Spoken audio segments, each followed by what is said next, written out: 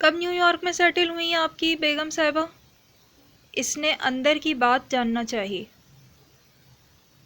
روحان بابا کی پیدائش کے بعد سے ہی وہ یہیں آ گئیں، اور ہم ان کے پرانے نوکر ہیں۔ ہمارے باپ دادا بھی ان کے ہاں کام کرتے تھے، اس لیے وہ ہمیں بھی ساتھ لے آئیں۔ اچھا، اور روحان کے ماں باپ اس وقت کہاں ہیں؟ وہ اس موضوع پر آئی۔ مجھے اور عقیلہ کو مارکیٹ جانا ہے، گھر کا بہت سا ضروری سامان ختم ہو چکا ہے۔ اس نے جاتے ہوئے عقیلہ کو آواز لگائی۔ عنائزہ اس کے بات بدلنے پر دانت پیستی رہ گئی۔ اندر کی کہانی تو میں بھی پتہ لگا کر ہی رہوں گی، اس نے دل میں کہا۔ عقیلہ چادر لیے شفیق کے پاس آئی۔ ہاں ہاں چلو، اس نے جواب دیا۔ بیگم صاحبہ، ہم بس 1-2 گھنٹے میں واپس آ جائیں گے۔ آپ روحان؟ ہاں ہاں خیال رکھوں گی، بے فکر رہو۔ عنائزہ نے اس کی بات کو ٹوکا۔ عقیلہ منہ بسوڑتی شفیق کے ساتھ چل دی۔ عنائزہ واپس گھر میں داخل ہوئی اور سبھی کمروں کو چیک کرنے لگی۔ آج کچھ تو پتہ لگا کر رہوں گی۔ اس نے 2-3 کمرے چیک کیے، سبھی لاک تھے۔ اف، یہ چابیاں پتہ نہیں کہاں ہیں۔ ہاں، عقیلہ کے کمرے میں ہوں گی۔ وہ بھاگتی ہوئی عقیلہ کے کمرے میں پہنچی، بستر دراز اور الماریاں چیک کرنے لگی، پر اسے چابیاں نہ ملیں۔ شٹ، میں یہ موقع ہاتھ سے نہیں گنوا سکتی۔ اس نے پھر سے ہمت پکڑی اور ایک ایک چیز دھیان سے دیکھنے لگی کہ اسے چھن کی آواز آئی۔ یہ کیا ہے؟ خود کلامی کرتے ہوئے اس نے ایک چھوٹا سا باکس نکالا۔ وہ کافی پرانا لگ رہا تھا۔ عنائزہ نے اسے کھولا تو چابیوں کا ایک گچھا ملا۔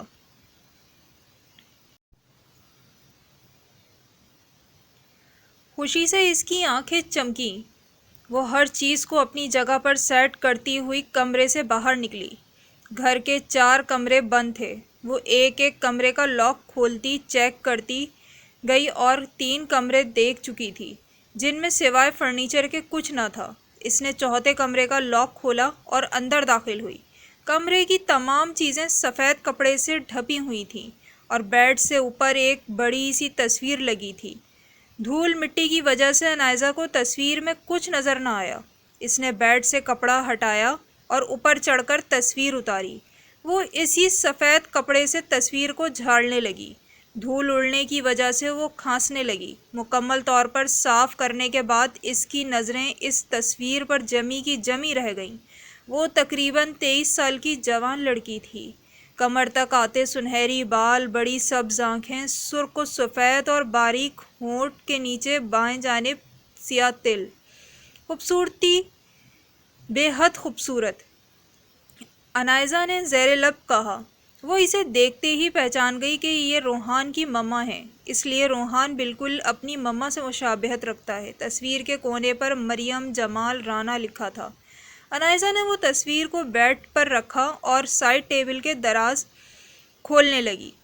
دونوں دروازے سے کچھ نہ ملا، پھر تیز قدموں سے ڈریسنگ ٹیبل کی طرف بڑھی۔ پہلا دراز کھولتے ہی اس کی نظر ایک کتاب پر پڑی۔ اس نے باہر نکل کر اسے صاف کیا۔ اوہ، یہ تو ڈائری ہے، اس نے خود کلامی کی۔ عنائزہ نے وہ ڈائری اپنے دوپٹے میں چھپائی اور تصویر کو دیوار پر لگاتے ہوئے کمرہ لاک کر کے باہر نکل گئی۔ اس نے عقیلہ کے کمرے میں جا کر اسی باکس میں چابیاں رکھیں اور اپنے کمرے کا رخ کیا۔ وہ کمرے میں آئی تو روحان میگزین پر سر جھکائے بیٹھا تھا۔ تم میگزین بھی پڑھ لیتے ہو؟ میں تو سمجھی ڈرنے اور رونے کے سوا کوئی کام نہیں تمہیں۔ عنائزہ نے روحان پر خوب طنز کیا۔ روحان پیج پلٹ رہا تھا کہ اس کے آنے سے سیم گیا۔ اس کا ہاتھ ابھی تک پیج پکڑے وہیں پر ہی اٹکا ہوا تھا۔ عنائزہ نے روحان کی اس حرکت کو دیکھا تو طنز سے سر ایک طرف جھٹکا۔ میڈیسن لے لی ہیں تم نے؟ روحان نے نفی میں سر ہلایا۔ کس خوشی میں؟ عنائزہ نے پھر سے طنز کیا۔ بیڈ پر بیٹھ کر اس نے چپکے سے ڈائری تکیے کے نیچے رکھی۔ روحان عنائزہ کی طرف کمر کیے بیٹھ گیا۔ عنائزہ کو یہ دیکھ کر تپ چڑھی۔ کیا کوئی چڑیل ہوں میں جو تمہیں کھا جاؤں گی؟ اس نے اونچی آواز میں کہا۔ روحان کے جسم میں خوف سے کپکپی طاری ہو گئی۔ یہ چیز عنائزہ نے نوٹ کی۔ ادھر میری طرف رخ کرو۔ روحان بغیر رد عمل کیے بیٹھا رہا۔ روحان، میں کیا کہہ رہی ہوں؟ عنائزہ۔ روحان اس کی بات کان پیچھے پھینکتے ہوئے اٹھا اور کمرے سے باہر نکل گیا۔ او میرے خدایا، یہ کس قسم کے انسان کہ تو نے مجھے بیوی بنا دیا۔ اس نے اپنا ماتھا پیٹا۔ رات کا اندھیرا چھا چکا تھا۔ عنائزہ کی گلاس وال پر نظر پڑی تو عقیلہ اور شفیق گھر آ رہے تھے۔